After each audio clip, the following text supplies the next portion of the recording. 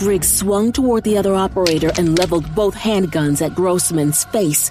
Chandler dropped his weapon to let it hang by the sling around his neck and shoulder and immediately leapt toward the sergeant. He clamped a hand on Briggs' arm and forced them toward the floor in time for Briggs to fire off 2 shots into the wood instead of into one of his operators. Get it the out of me! Briggs' arms twitched in Chandler's superhuman grip, which was barely strong enough to combat the strength of the unknown mob, driving their team leader's body from the inside. When Chandler wouldn't let go, for good reason, Briggs' entire body flashed with that same muddy brown light, and the mob burst out of his chest before whipping up and around and slamming down into Chandler through the top of his head. Ah! The muted pop of Briggs' arms dislocating filled the air. Somebody get him off me! Edgars was right beside Chandler in an instant. The massive, ridiculously strong operator caught in the monster's snare had enough control over his body to look Edgars in the eye and nod right before Edgars swung his fist into Chandler's face. It would have been a killer sucker punch on anyone else. It just made Chandler growl.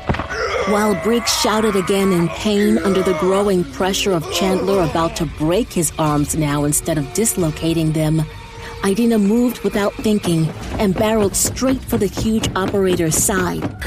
She pulled her fist back and put all her momentum behind a punch straight into the side of his ribs. Green light exploded around her fist. Something crunched. Chandler cried out and flew sideways like a car had hit him instead of Corporal Moorfield's fist. It loosened his grip on Briggs' arms, and the sergeant staggered forward as the massive operator crashed into the opposite wall. Jesus Christ, Moorfield! Ignoring him, Idina darted after Chandler. You good? No, I'm not. His words were cut off by the mob breaking free from his body this time. The brown light surged out of his mouth and hurtled up toward the ceiling again, strobing and shrinking before ballooning to 10 times its size. I got it! Trigger pulled a flat black disc the size of a tennis ball from one of the side pockets of her body armor. What are you waiting for? Shut up! Snatch it! Then the mob darted down from the ceiling, heading straight for a wide-eyed Bam. That was the moment Trigger had been waiting for.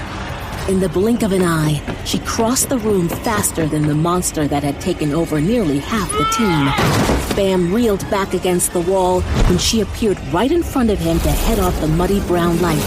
Then she activated the disc and chucked it at the mob faster than anyone else could visually follow. The disc strobed with blinding white light. The mob let out a wailing howl.